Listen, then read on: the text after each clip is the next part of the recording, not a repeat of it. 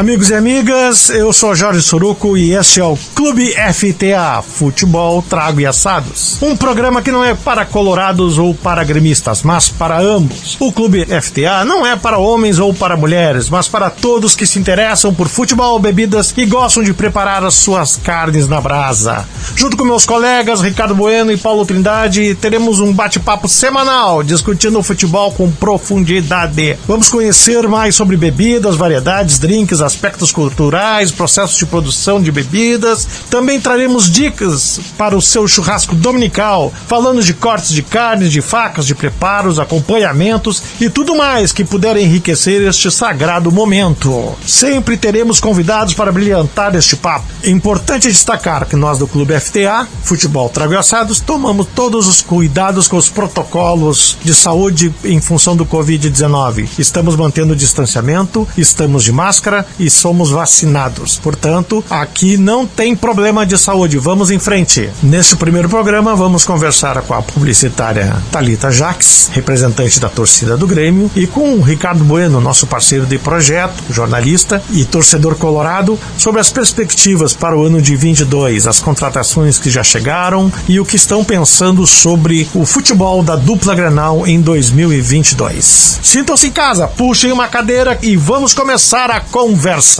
O mundo da bola, os tragos e os assados. Satisfaction. Clube FTA. Neste primeiro bloco, como já anunciado, vamos conversar com a Thalita Jacques, publicitária, e com o nosso colega de projeto, Ricardo Bueno, jornalista, sobre as perspectivas de Inter e Grêmio para o ano de 2022. Vamos começar pelas damas? Então, Thalita, o que tu está esperando do Grêmio, das contratações, da manutenção da diretoria para esse ano? Olha, eu acho que vai ser um ano longo, pelo fato de que a gente tem aí toda uma Série B pela frente para enfrentar, né? O Grêmio fez algumas contratações pontuais, acho que sim, a gente precisava dessas contratações que foram feitas até agora, zagueiro, lateral, né? Um jogador para jogar ali no meio. Me preocupa um pouco ainda sobre o ataque do Grêmio, por ter mantido aí o Diego Souza nessa novela que eu, como gremista, tenho vergonha do que aconteceu de libera o jogador, depois renova com o jogador. É um jogador, para mim, insuficiente, descomprometido, que só vai fazer mal para os outros a nível de comprometimento. Como é que tu vai olhar para o lado e ver um colega teu que está completamente descomprometido? Por que tu vai te empenhar?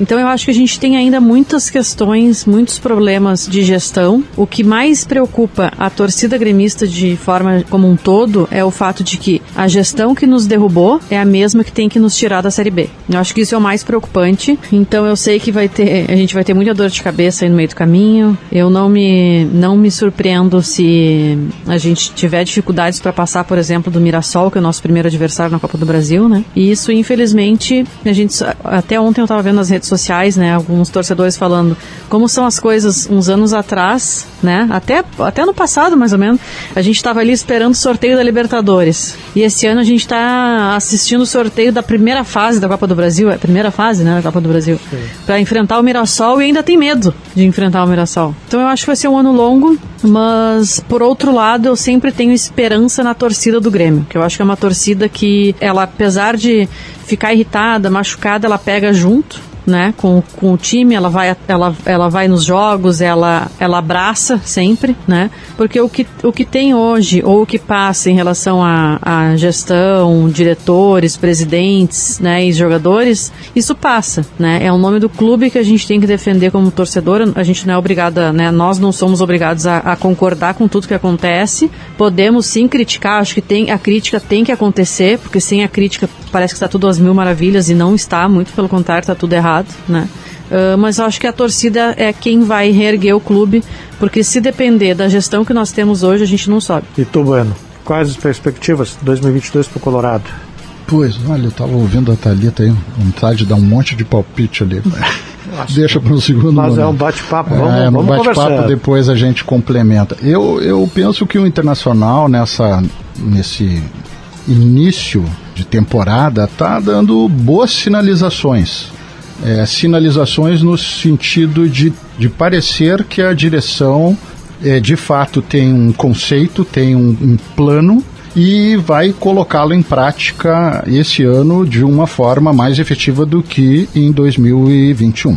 Em 21, eu votei nesse pessoal, no Alessandro Barcelos, no Conselho de Gestão que está aí, com convicção, não tinha nenhuma dúvida quanto a isso, mas em 2021 a gente teve um ano bem conturbado, né, com altos e baixos ou com percalços. Eu penso que eles tentaram implementar, tinham também a convicção, mas na prática as escolhas não foram as melhores no sentido de que o nosso amigo Miguel Ángel Ramírez não era a pessoa indicada para tocar aquela mudança que se pretendia e continua se pretendendo. Aí depois tivemos que trazer o Aguirre, né, como a gente já falou em outras ocasiões, meio como um bombeiro e tal. Aí traz o Paulo Paixão junto para tentar dar uma acalmada no vestiário, e tu acaba descaracterizando um pouco a convicção em prol de manter uma certa tranquilidade com torcida e imprensa, e no final das contas o resultado no final de 2021 acabou sendo mais ou menos o que eu imaginava.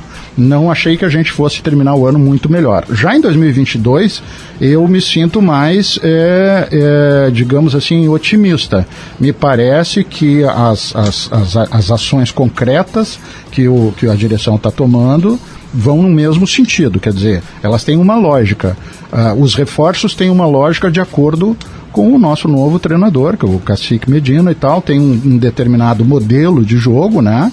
E que as peças que estão sendo trazidas buscam suprir as lacunas que nós temos no nosso atual plantel, para fazer frente, para termos um time competitivo, um time que tenha uma defesa bastante bem estruturada, mas que tenha um ataque agressivo e ao mesmo tempo que contribua para tentar empurrar a defesa adversária, mantê-la sempre pressionada. Então tu precisa de um determinado perfil de jogador para fazer, né? Tu precisa de extremos, tu precisa de um centroavante com bastante movimentação, tu vai precisar de um meio de campo com bastante mobilidade também. Então, me parece que as perspectivas do time do Inter são bastante interessantes. Nós temos uma competição de grau de dificuldade até a segunda prova menor do que a Libertadores, o que eu acho que é interessante para o nosso momento, já que ainda estamos em processo. Não vou falar a palavra mudança aqui, porque ninguém mais aguenta ouvir falar em mudança, né? Como eu já disse em outras ocasiões, mudança. Desde do nosso amigo Medeiros, a gente fica falando, porque estamos em reconstrução, estamos em mudança. Não, agora nós temos que partir para a implementação de uma outra visão. Acho que a gente tem uma boa sinalização nas categorias de base. Tivemos um ano de 2021 excelente, uma agorizada passando o rodo aí em diferentes categorias, em campeonatos inclusive dimensão nacional. Então eu estou bastante otimista, né? No sentido de que a mim o que mais preocupa é coerência. Eu não sou um cara apressado, eu acho que as coisas são demoradas, os processos são lentos, especialmente quando tu precisa desmontar estruturas que estavam há muito tempo no clube, viciadas, e que iam aos poucos nos sugando o nosso patrimônio e a nossa energia. Falou a palavra viciados, isso me lembra a questão do Grêmio, né? Que o Grêmio vinha de uma tradição lá com o Renato e tal. Como fazer lá, Thalita, no Grêmio para superar esses vícios herdados do Renato nesses anos todos, e agora para poder dar um restart, vamos dizer assim, no trabalho do Grêmio? Só agora a gente conseguiu ver o problema que tinha, né, que existia sem o Renato no clube. Então, o poder que ele tinha, e eu tenho várias críticas em relação a ele como técnico, né, como treinador de futebol. Eu acho que ele deixa a desejar muito na parte de conhecimento tático, de estratégia de jogo, mas como gestor de grupo, né, eu acho que ele sabe muito. O problema foi que colocaram todo o clube na mão dele, né? Isso deu certo, beleza. Né? Exatamente. Isso em nenhum lugar vai dar certo, né? Deu certo ali de 2016 a 2000. Eu já acho que 2018 já começou ali um declínio, mas de certa forma a gente ainda vinha disputando, chegando semifinal, né? Disputando final de Copa do Brasil, por exemplo. Mas eu acho que ter deixado tudo na mão dele foi algo muito errado. Thalita, me permite Claro. Eu queria te fazer uma colocação. Não te parece que o Renato é um bom gestor de grupo quando as coisas estão indo bem? Eu tenho dúvidas com relação ao Renato como gestor de grupo, porque um gestor de grupo é competente, onde é que ele é mais necessário? É quando tem uma crise. E não me parece que o Renato seja um bom gestor de crise. Então, assim, eu tenho a impressão que ele é um cara agregador, ele é um cara que mobiliza, ele tem a linguagem dos boleiros, ele faz uma motivação, ele é um ídolo, um cara que venceu, ganhou tudo, né, que poderia ganhar, mas eu tenho minhas dúvidas se ele é um bom gestor de grupo nesse aspecto. Ou ele é mais um motivador do que gestor, de repente. Eu acho que ele é um bom gestor de grupo, porque de todas as vezes que ele assumiu o time estava em crise. Ah, tá. Uhum. Né? Então eu vejo que as outras passagens dele também, né, nos outros anos, de certa forma ele teve um ano que eu não vou me recordar qual, mas teve um ano que ele pegou o time quase na zona de rebaixamento e conseguiu colocar o time na Libertadores, né, no grupo no G4 para o ano seguinte. E dessa vez que ele pegou, a crise estava um pouco forte, não como está hoje, obviamente, mas tinha uma certa crise, porque o Grêmio ele vinha perdendo jogos, ele estava já estava dando sinais de que o Roger não estava mais sendo suficiente na época, né?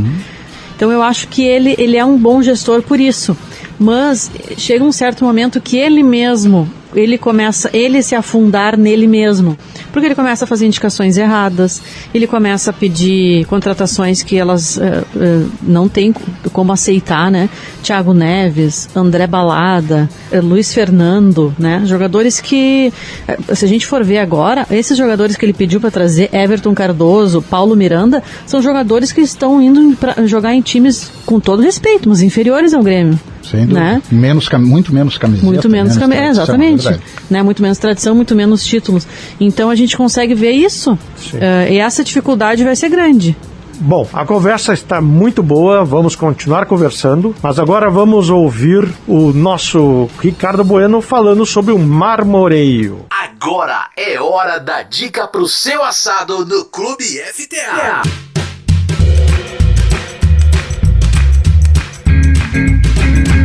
Meu amigo Soruco, quando a gente fala em carnes e assados, existe uma palavrinha pouco conhecida que eu inclusive busquei entre alguns amigos e conhecidos que gostam de churrasco, para saber se o pessoal tinha ideia do que essa palavra significa. E o pessoal não apenas não conhecia o significado da palavra, como não tinha muito presente a presença, a existência dela.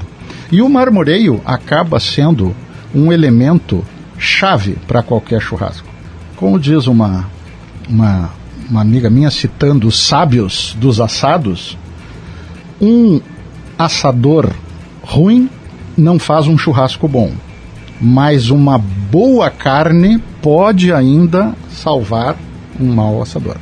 Então nós temos que pensar, quando nós vamos comprar a nossa carne, quando nós vamos fazer um churrasco, especialmente quem está convidando, ele precisa pensar num item fundamental, a qualidade da carne. O que é qualidade da carne? Maciez, suculência e sabor, certo? E esses atributos da carne dependem da sua origem, depende da qualidade em que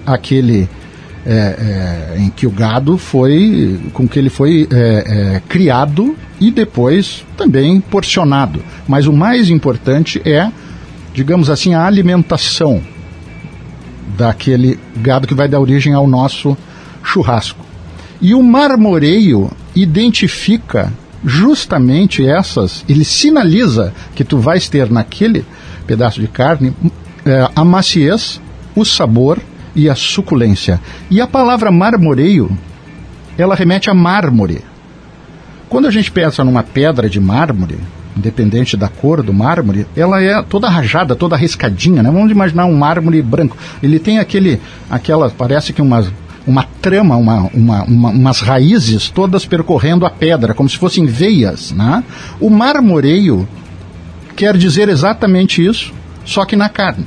Como nós temos a carne vermelha, o marmoreio são aqueles risquinhos brancos que a gente observa na carne, diferentemente da gordura, não estou falando da manta de gordura, estou falando da gordura intrafibras, que é o marmoreio.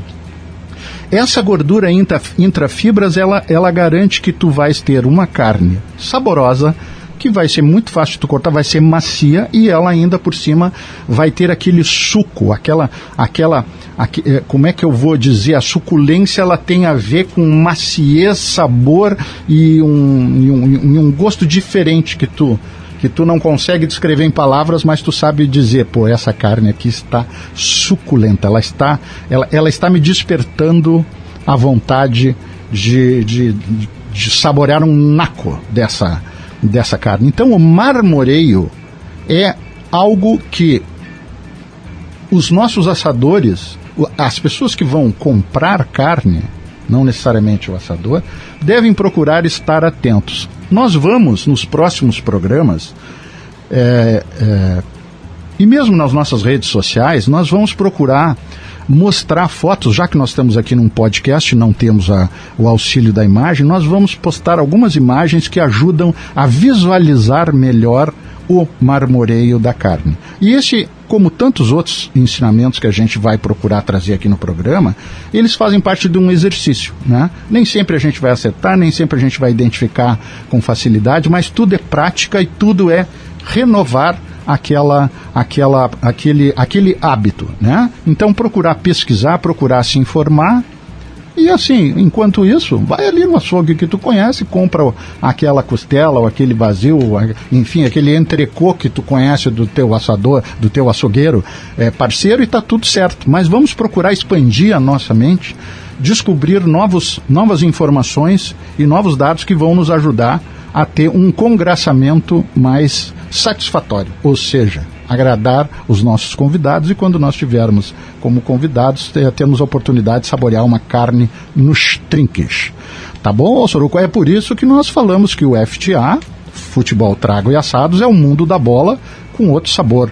Outro sabor, outra suculência e outra maciez. Tudo contigo, Soruco. Clube FTA. Valeu, Bueno. Foi muito bom ouvir essa tua primeira dica importante, né? Nós não estamos querendo ensinar as pessoas a fazer churrasco ou a beber. Nós vamos dar dicas para tornar o churrasco, a bebida, mais agradáveis, né? Não somos professores, né? Estamos aqui para trazer um pouco de conteúdo e sugestões. O mundo da bola, os tragos e os assados. Clube FTA. Agora vamos ouvir o depoimento de Anderson Cruz, torcedor do Internacional, e de Caco Arndt, torcedor gremista, sobre como eles estão vendo também o ano de 2022. Quem sabe do assunto, fala no Clube FTA.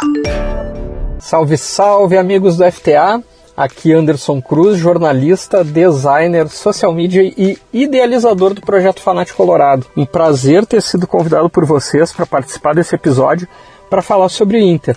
Numa temporada que está iniciando, temos aí o Gauchão, que inicia agora, né, a primeira competição do ano, numa janela também que vem se mostrando promissora por parte do Inter, né? Uma janela que tem aí a chegada do Wesley Moraes, jogador, né, vindo com passagem pela Premier League, um jogador de posição física, também o anúncio do David, né, chegado do Fortaleza, um jogador de velocidade, que tem aquela jogada do 1 contra 1, que vai para cima do marcador e que faz o facão, né, para fazer a conclusão a gol, algo que o Inter se ressente já há algumas temporadas. E também se fala na possibilidade do lateral direito Bustos, do Independiente, e também do Brian Rodrigues, um uruguaio que joga no futebol na Liga Americana, que seriam dois jogadores que agregariam ainda muito mais qualidade ao time e que vão encorpando, né? O Inter, que demonstra uma mudança na política de contratações, já não é mais o bastantão e aquela busca pelo medalhão que fez a última grande temporada, foi há 2, 3 temporadas atrás, mas sim contratações pontuais para chegar e suprir carências no time. Obviamente ainda outras contratações devem ocorrer, mas essas que vêm se desenhando junto com as já anunciadas, acho que elevariam o patamar do time e aumenta até mesmo a confiança de nós, torcedores, por uma temporada aí por luta, né, por grandes títulos e até mesmo a retomada da hegemonia estadual aqui, que é necessária. Então, eu acho que é isso para um início de temporada, e gostaria de agradecer mais uma vez aos amigos pelo convite e desejar todo sucesso ao FTA, que é o programa, né, o projeto que reúne tudo aquilo que eu e vários amantes do futebol gostam, né? Futebol, um bom trago e um assado. Então, não tem como dar errado, vida longa ao projeto, e espero mais vezes estar com os amigos aí. Sucesso!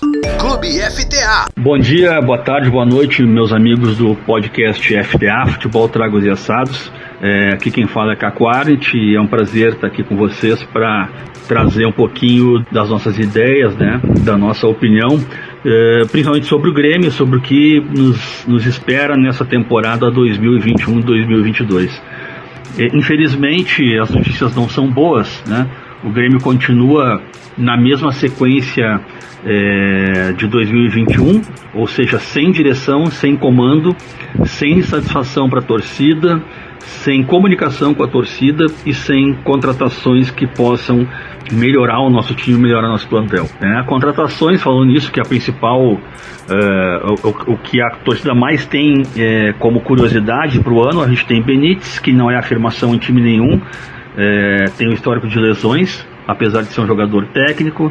Temos o Nicolas, que veio para a lateral e que, segundo eu li alguma declaração alegada ao Wagner Mancini, ele tem um potencial de seleção brasileira, e isso acho que é muita pressão para o jogador que está chegando para disputar a Série B num time em reconstrução como o Grêmio, né? Mas que de reconstrução não teve quase nada. A gente recontratou Diego Souza, que eu ainda tenho minhas dúvidas. Ele faz gols, sim, faz gols, mas a gente tem que lembrar da não entrega dele em muitas partidas, principalmente no meio do campeonato, quando o Grêmio estava ainda com chances de não ser rebaixado, da participação dele, inclusive na questão de profissionalismo, né, o peso que aquele jogador atingiu. Não é possível que o jogador profissional que ganha o dinheiro que ele ganha chegue naquele peso durante o Campeonato Brasileiro de Série A. Aquilo ali é falta de profissionalismo. O nosso presidente, que tomava cerveja e comia churrasco com a torcida nas épocas de glória, sumiu, dá declarações evasivas que não trazem nenhuma contribuição, nenhum alento para a torcida. O comando se foi, o conselho de administração é feito por pessoas com pensamento antigo de futebol e que só querem aparecer em foto quando se levanta a taça. Pessoas que dão entrevistas e que falam sempre a mesma coisa, sempre o mais do mesmo, e que em nada ajudam a renovar o pensamento do Grêmio, que é o que a gente mais precisa para 2022. Então as previsões não são boas, né? O nosso presidente é omisso, o nosso diretor de futebol, eu acho que seria bom o Denis para finais de campeonato, aquele jogo que a gente precisa ganhar no grito, no abafa, mas para um campeonato inteiro e para uma reformulação de plantel do futebol de hoje, acho que não há mais espaço. E o conselho de administração, já comentei, não vou comentar de novo, que eu acho que aquilo ali é um grande problema do Grêmio. Então as notícias não são boas, torcedor, e a gente está muito apreensivo pelo que vem pela frente, né? Notícias do Grêmio, a gente não tem quase nada, e a gente só sabe que ele segue desgovernado. Saudações tricolores a todos, e que o nosso semestre seja um pouquinho melhor que ano passado, pelo menos. E um grande abraço, meus amigos do FTA. Clube FTA. E agora nós vamos conversar com o Luiz Fernando Farinati, que é procurador de Estado. Ele vai nos dar umas dicas a respeito das cervejas artesanais. Ele que tem feito vários cursos e com certeza vai trazer algumas dicas bem interessantes sobre as bebidas. Vai lá, Bueno, e conversa com ele. Hora de falar de trago. Pois, caros amigos do Clube FTA Futebol, Trago e Assados, hoje a nossa unidade móvel de reportagem se deslocou até a praia de Xangri-Lá. E nós estamos tendo o privilégio de estarmos sendo recebidos aqui por um grande colorado, Luiz Fernando Marcondes Farinati, que sabe tudo de cerveja artesanal. Mas a questão que nós estamos querendo saber do Farinati hoje não é exatamente tudo que ele sabe, mas como é que ele começou a saber. Porque ele tem uma característica interessante, que ele vai falar para a gente em seguida, que ele sabe muito, mas ele sabe que sempre tem o que saber mais. Então ele está sempre se atualizando, fazendo cursos e tentando, digamos assim, diminuir o seu desconhecimento sobre esse tema cerveja artesanal, que é muito amplo e cheio de segredos. É isso, Farinati? É mais ou menos isso. Só não sou um tão profundo conhecedor, né? Na verdade, eu estudei um pouco, fiz realmente alguns cursos, mas nada, não sou sommelier de cerveja, não sou fabricante de cerveja. E como é que começou, Farinati? Porque exatamente, isso é importante tu ter dito que tu não és sommelier e não é fabricante, porque a gente queria entrevistar alguma pessoa que fosse gente como a gente, fosse um apreciador, e não um técnico, um especialista, né? Apesar de toda a tua informação, mas tu é um cara que vai ali no super, ali, escolhe a cerveja ou conhece a cervejaria. Então, como é que começou? Assim, foi uma casualidade ou teve um dia que tu parou e te deu um estalo, pá, eu vou me dedicar agora a conhecer cervejas artesanais? Como é que foi isso aí? Cara, isso não é uma história muito linear, assim, não teve um estalo do dia para a noite, ou aconteceu determinada coisa e a partir dali eu entrei nesse mundo. Eu acho que é um caminho longo, percorrido, eu estava até pensando sobre isso agora. Eu acho que a primeira vez que eu tive um contato mais próximo, não daquelas nossas cervejarias que eu tive em Porto Alegre, da Dubia, etc., né, todo mundo ia, mas foi em 2000, acho que era 2000 mesmo. Bom, 20 anos, mais ou menos, 21 anos dessa trajetória. Eu fui pela primeira vez para os Estados Unidos e parei numa cidadezinha de praia, lá na Flórida, chamada Naples. E fui passear de noite, tinha um pub irlandês. Quando sentei lá, uma inglesa bem parco naquela época, a garçonete veio, me entregou a carta de cervejas e tinha um mar de nomes e eu não sabia absolutamente nada do que significava aquilo. E tinha os nomes e tinha ali também o estilo, mas tu era boiando. Nome e estilo, e eu não conhecia nome muito nem estilo. Exatamente. Minha sorte, a garçonete era argentina, então eu consegui conversar um pouco com ela. E lá pelas tantas passa um garçom e serve na mesa, bem do lado da minha, uma cerveja vermelha. Eu perguntei o que é aquela cerveja. Eu achei linda a cor, meio opaca, assim. Pô, que cor bacana, que cerveja é aquela? Uma Red Ale. Ok, então por favor traz que eu vou experimentar. Bom, eu achei uma cerveja maravilhosa. Eu volto de viagem, eu tomei outras em outros lugares, volto de viagem e nunca mais vi essa cerveja por aqui. Anos depois, né, passa um tempo, eu sempre, puxa vida, eu tinha que descobrir de novo cervejas boas. E eu começo a ver e ouvir falar de cervejarias abrindo, fábricas de cervejas artesanais em Santa Catarina, lá naquela região de Blumenau, algumas em Porto Alegre. Eu disse, opa, está abrindo o caminho para eu começar a experimentar. Junto com isso, novas viagens, e a viagem é uma oportunidade que desperta. Eu fiz então, um dia, eu disse, cara, já que eu gosto tanto de cerveja, eu vou fazer um curso de fabricação caseira de cerveja. Tu fez um curso de fabricação da WE. Ô, seu Werner, meu querido seu Werner, outro dia eu vou falar aqui, pessoal, vou pedir licença ao Farinati, sobre a WE, fundada em 1997. Lá pelos Estados Unidos, na arrancada, pediu que cada um de nós dissesse por que estava lá. E aí, as experiências mais diversas. Eu já fabrico cerveja, eu quero ter uma cerveja de melhor qualidade, eu não fabrico, mas eu estou louco para fabricar. Eu tenho uma turma de amigos que fazem, então eu quero aprender para ir com eles. E quando o cara apertou para mim, eu disse, olha, então eu vou ser a resposta absolutamente diferente de tudo. Eu não tenho a menor vontade de fabricar cerveja. Eu quero conhecer o que eu bebo. Então eu quero entender o processo e a partir daí poder escolher minha cerveja de uma forma diferente, com um mínimo de conhecimento sobre ela. Interessante. Bom, aí vamos lá, fui para Holanda, fui para Bélgica, fui para República Tcheca, fui para Alemanha, eu voltei para os Estados Unidos e aí conheci cervejarias pelo mundo afora.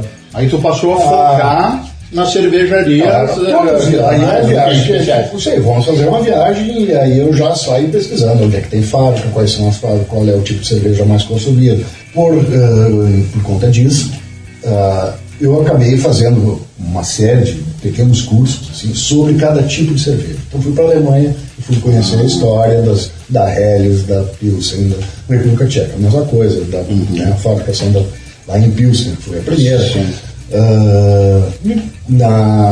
Na Bélgica, as cervejas belgas, o porquê que elas são tão diferentes das outras. E eu fui fazendo, eu assino a revista da cerveja, Tu passou a assinar a revista da cerveja, que é uma coisa importante. E é uma revista excepcional, então tem muita coisa. E aí, ao mesmo tempo em que tu foi, digamos assim, te aprofundando um pouco mais nas tuas viagens, eu imagino que tu foi percebendo que aqui no Brasil, o próximo, o Rio Grande do Sul, Santa Catarina, Paraná, São Paulo, Minas, também é um segmento muito forte, tu foi percebendo que a cena cervejeira também cresceu muito, confere?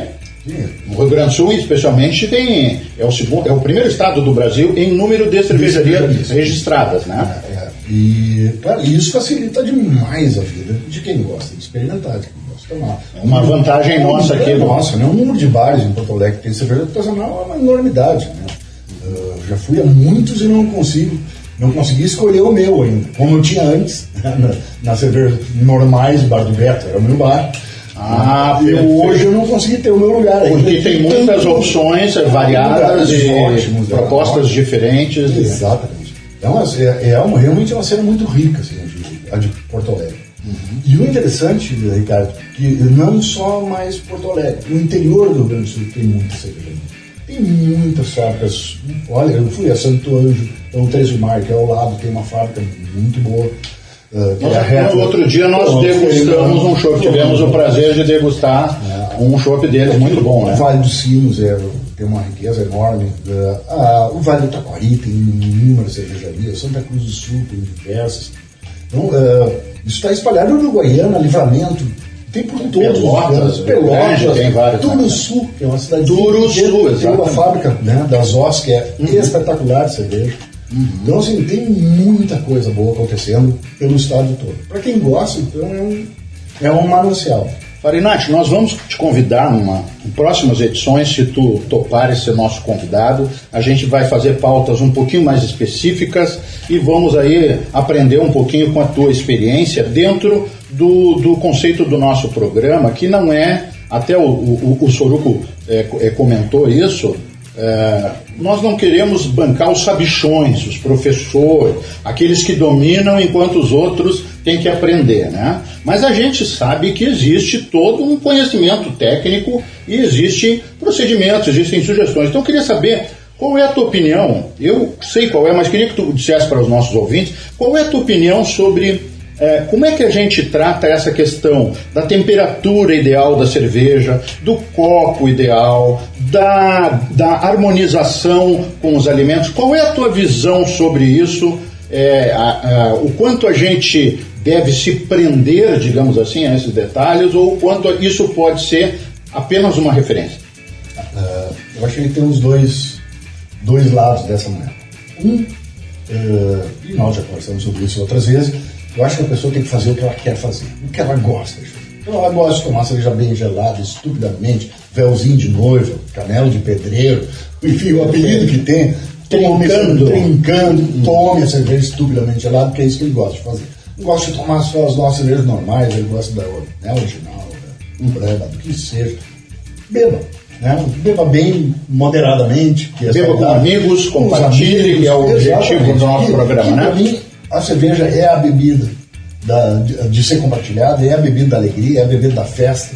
Não é diferente do vinho, que é uma bebida excepcional, mas é uma bebida mais intimista, na minha opinião. Né? Então, acho que é isso aí. Em primeiro lugar, a pessoa tem que fazer o que ela gosta. Se ela gosta de tomar cerveja em um copo de cristal Sica, aquele? Cristal Sica, exatamente. Um copinho de plástico, faça. Né? Beba, se divirta, compartilhe, né? Brinque com os amigos. Eu já, por ter aprendido um tanto, por já conseguir identificar sabores, o cheiro, né? Alguns dos componentes da cerveja, para mim isso já perdeu um pouco do sentido. Eu gosto de cerveja gelada, não gosto de cerveja morna, né? Aquele 10 graus, como tem no stout, 10, né? 15 graus, para mim não apetece, eu prefiro a cerveja fria, mas eu já não gosto mais dela tão gelada, a ponto de te congelar e tu não conseguir diferenciar, né, as texturas e sabores. Então assim, eu tomo ali 0 graus, 0 a 2, Né? Depende, se for uma Pilsen, ela pode, para mim, um pouquinho mais fria, então -2, -3. Isso aí tu controla na cervejeira. Na cervejeira tu regula ali, não tem muito mistério, nada de botar. Como é que a gente chama? Termômetro, não chega a esse nível. Não, é mais ou menos nessa faixa. É isso aí. E vai. No normal, no dia a dia, minha cervejeira ela está sempre a -3 graus. -3. O que eu vou fazer? Eu vou tomar uma stout, por exemplo, eu tiro um pouquinho antes. Ah, tá. Ela eleva a temperatura e aí eu bebo. Perfeito. E a harmonização e os copos, como é que tu vê isso? Os copos, eu tenho a impressão que tu procura usar o copo que melhor ressalta os atributos da cerveja, é isso? É isso. Eu tenho uma coleção gigantesca de copos. Tenho lá em casa, minha esposa briga, inclusive, não vai parar, eu digo, calma, que ainda tem alguns que precisam chegar. Tem coisas que eu ainda preciso ter. E eu acho uma coisa bacana tu tomar a cerveja no copo dela. Isso não acontece sempre, eu nem tenho uma diversidade tão grande a ponto de eu poder, né, me dar um... E são muitos, né? São muitas, isso a gente vai aprofundar aqui também oportunamente. Tem muita coisa, mas é isso. Então eu procuro tomar uma cerveja Pilsen num copo estreito, né, e alto. A Pilsen é uma cerveja de baixa carbonatação, então ela precisa ficar mais concentrada, com a espuma um pouquinho mais larga, né, para poder sentir o sabor e o perfume da cerveja. Vai tomar uma belga, que é uma cerveja perfumadíssima, vai tomar num copo bem largo, né, quase com uma taça de vinho mais alargada. Então assim, eu tento, na medida do possível, utilizar sempre um copo mais próximo do adequado, mas tem o meu preferido no meu dia a dia, que é o pint, aquele modelito que todo mundo tem aí, clássico, que é um bom copo para tomar cerveja. Com harmonização, mais ou menos a mesma coisa, sempre que possível, sem ficar muito amarrado, mas quando tiver uma stout que vai combinar com um chocolate, tô certo? É isso. E coisas do tipo, tá bem. Também se não fizer uma harmonização, não é problema, confere? Eu normalmente tento fazer quando estamos eu e minha esposa. Nós vamos fazer um jantar nosso. Então, assim, vou lá, vou usar uma cerveja para entrada, a cerveja do jantar, a cerveja da sobremesa. E essa eu consigo adequar bem. Numa reunião festiva, um churrasco com amigos, isso não funciona. Pessoal, é o seguinte, nós vamos ter que encerrar, o tempo é curtíssimo e eu vou ser obrigado aqui a degustar algumas com o Farinati na sequência dessa gravação. Oportunamente eu conto para vocês. Farinati, queria te agradecer muito e desde já deixar o convite para próximas edições. A gente vai querer contar contigo, essa tua vivência, a tua experiência interessante. Muito obrigado, Ricardo, foi um prazer. Prazer foi nosso. Saúde para todos nós. Soruco, toca daí que eu vou tomar uma daqui. O mundo da bola, os tragos e os assados. Clube FTA. O Clube FTA sempre vai ter espaço para falar um pouco sobre o futebol feminino. Para isso, nada melhor que uma especialista no assunto. Com a palavra, Maressa Sampaio. Baesgo. As gurias sabem muito de futebol. Olá pessoal, Maressa Sampaio aqui na área, eu sou jornalista e, como todos vocês, uma aficionada por futebol.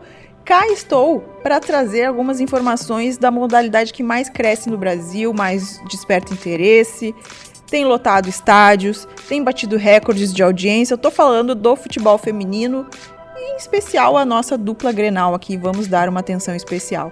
O início de temporada traz uma renovação muito grande para os grupos, tanto de Inter quanto de Grêmio, viu? As gurias gremistas começaram a pré-temporada uma semana antes, lá no dia 12, portanto, exatamente uma semana antes, porque as gurias coloradas se apresentaram no dia 19, e depois das 16 baixas que as gurias gremistas tiveram, muita reclamação nas redes sociais, acabaram perdendo jogadoras importantes como a Eudmila, que reforçou o rival direto, que nunca é positivo.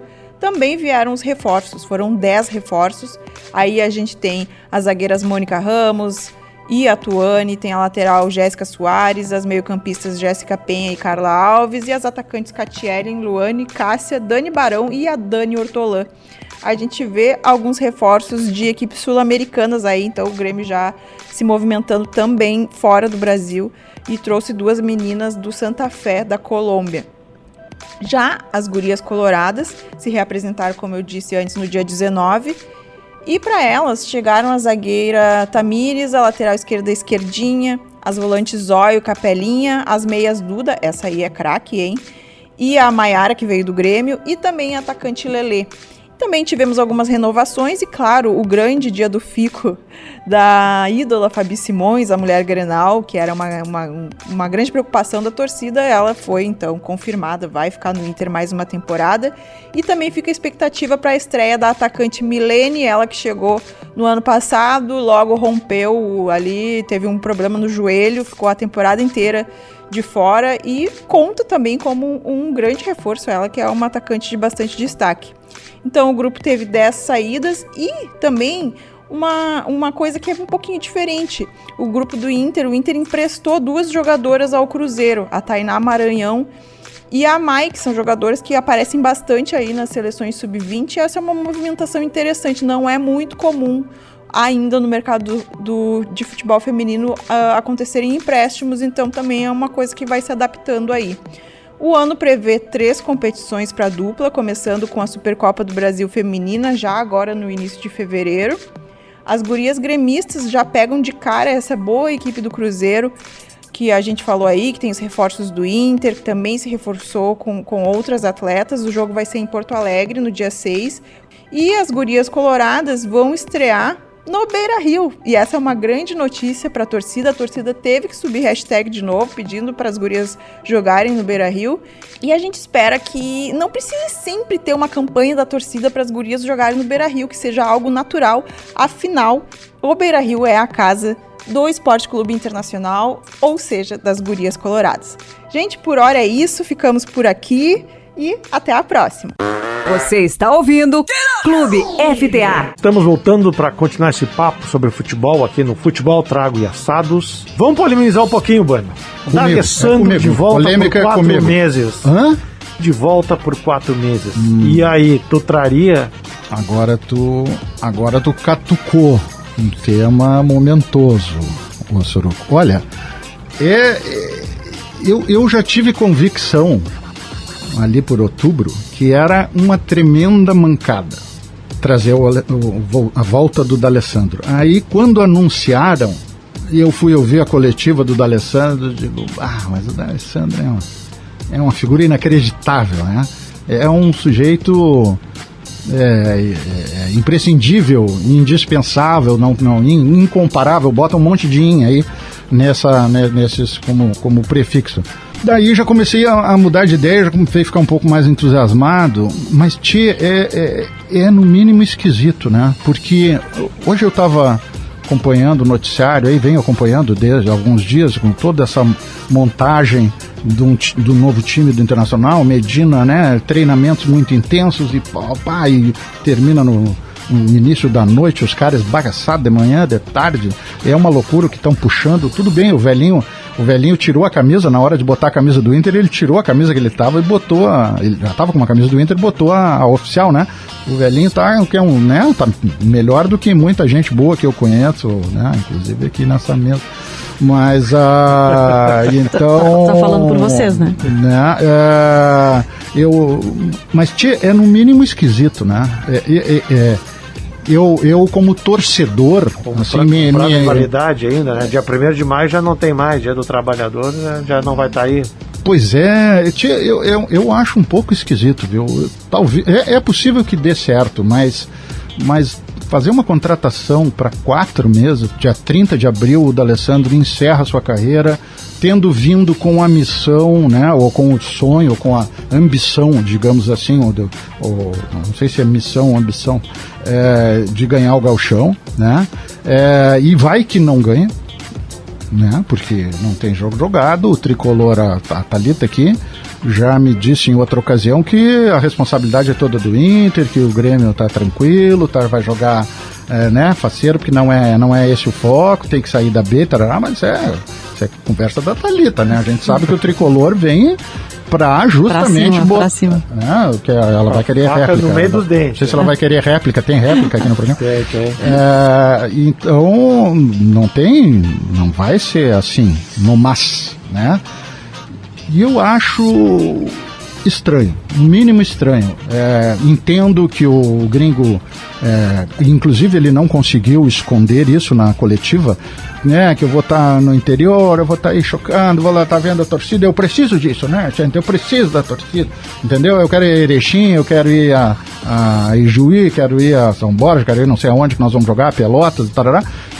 Bom, o D'Alessandro precisa de um monte de coisas, tá tudo bem, mas e o Internacional é a instituição benemerente agora, mesmo para o D'Alessandro, que é um monstro sagrado, é um ícone, um dos maiores ídolos, parelho, né, eu acho, em termos de idolatria, pelo tempo que jogou, pelos títulos que conquistou, parelho com Falcão, com Fernandão, né, acho que é um grande ídolo nosso, sem dúvida nenhuma, vai ficar na história do Colorado, já está como terceiro jogador que mais jogou no Internacional, talvez seja o segundo, mas eu acho um pouco arriscado, sabe?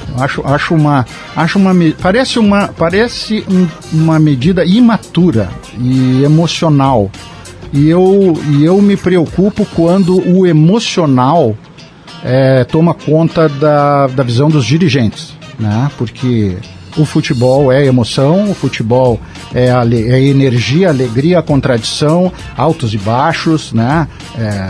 Descarga de adrenalina permanente, é uma paixão, e paixão a gente não explica, a gente vive, a gente sente.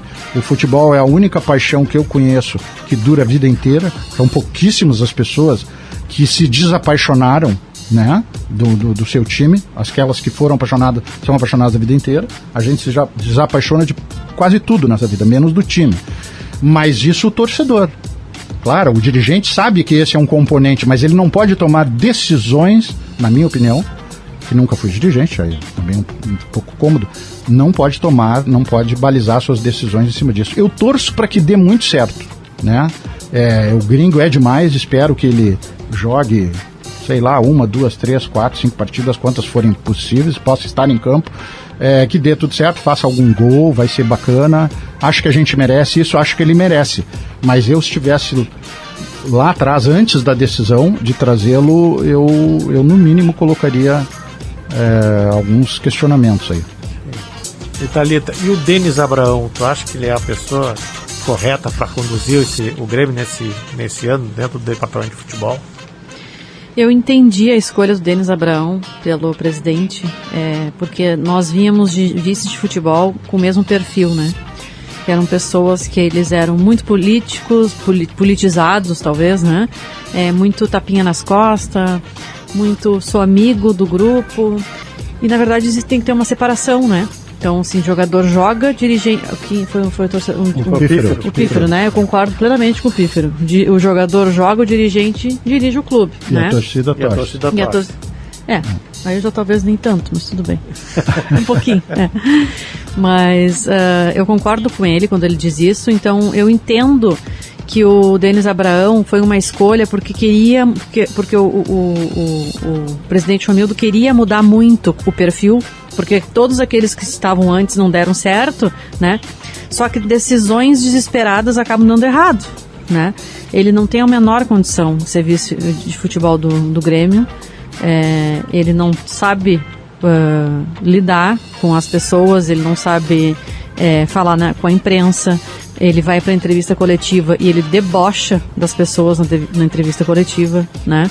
Ele fala o que não deve, ele fala inclusive o que não é perguntado, e para mim é uma coisa básica para vice-presidente de futebol o seguinte: responde o que te pergunto. Se não te perguntarem, não fala mais. Porque esse a mais que tu vai falar, ele vai dar problema lá adiante. Lá adiante, mas tu falou. Exatamente. Então responde o que te pergunto. E ele não tem o menor preparo para isso. Se deu certo na década de 90, ok, né? Se na época deu certo, ele era um dirigente que foi vitorioso naquela época, mas as coisas não são mais a mesma, não funciona mais assim. Eu concordo que precisa ter, como vice de futebol, uma pessoa com um pulso mais firme, né? Que que sirva de escudo, até mesmo pro próprio técnico poder trabalhar, né? Ele tem que trabalhar bem. Então, tô com um problema no grupo com esse, é papel do vice de futebol retirar multar, sei lá o que, mandar embora, dispensar, demitir. É papel do vice fazer isso, para poder deixar o treinador trabalhar mais tranquilo, né? Mas ele não tem a mínima condição de assumir um cargo num time do tamanho do Grêmio. Então, eu gostaria que ele fosse trocado o quanto antes, mas pelo jeito ele vai permanecer aí até o final do ano e a gente vai ter que aguentar ele. Soru, posso fazer mais outro? Claro. Gosta de polêmica? Deixa eu só dar mais um pitaquinho polêmico em relação à questão do D'Alessandro. Polemizar. Eu sabe que eu trabalhei na imprensa, não na imprensa esportiva, trabalhei na imprensa a partir de 88, quando eu me formei, depois de 89 a 96 na Zero Hora. Não vai entregar a tua idade aí. A minha idade já virou entendeu? Tá pior que meu CPF, tá em bocas de Matilde. Mas eu trabalhei um ano no esporte em 92, 91, 92, mas no automobilismo. Mas eu queria colocar uma questão. Na entrevista coletiva do D'Alessandro, eu não entendi. Eu não sei se eu tô ficando velho, e aí tu fala da idade, se eu tô por fora, mas eu não nenhum entrevistador, eu acho que foram 10, no mínimo, talvez 12, ninguém perguntou pro D'Alessandro sobre a rivalidade Grenal.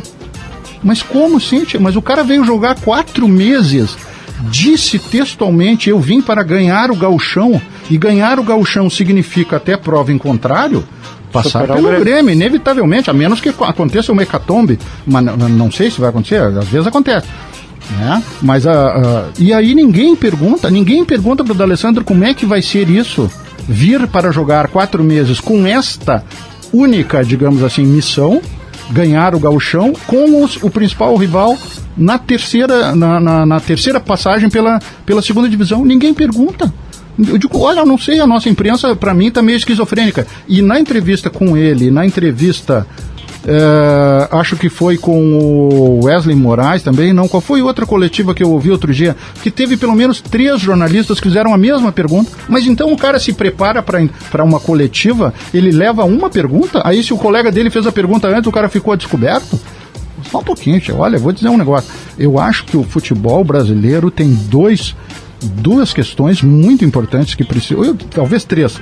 A primeira, nossos dirigentes são totalmente despreparados e desqualificados. Segundo, a arbitragem brasileira é uma calamidade, ela não é séria. E terceiro, a nossa imprensa esportiva, a imprensa do futebol, no caso, não vou nem falar da imprensa esportiva, é lamentável, é preciso que seja feita alguma coisa, porque todos esses elementos aí acabam puxando o nível dos dirigentes, como a Thalita estava falando, também para baixo. Tu tá entendendo? Nós estamos com uma régua muito baixa, um grau muito baixo de exigência.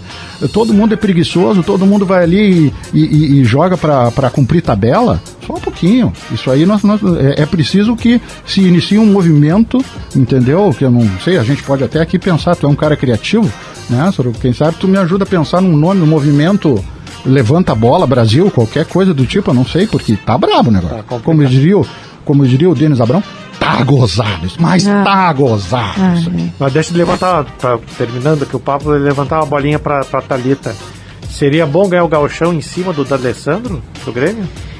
É sempre bom ganhar do Inter. É sempre bom ganhar com o D'Alessandro em campo.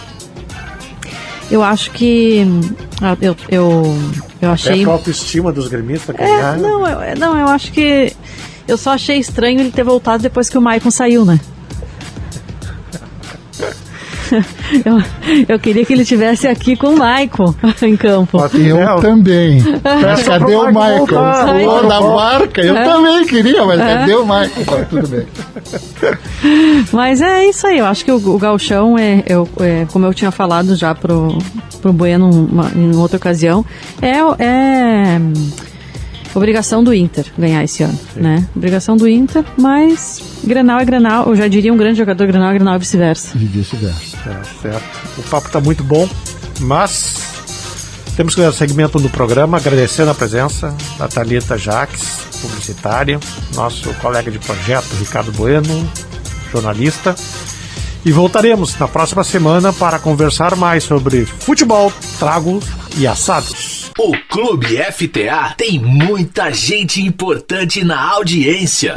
Que é o Rui Carlos Osterman. Eu tô mais uma vez falando de alguma coisa com a qual eu batalhei a vida toda, que é exatamente o futebol, a versão que a gente pode dar para ele, e ainda, naturalmente, aquilo que ele decora daquilo, são os assados, por exemplo.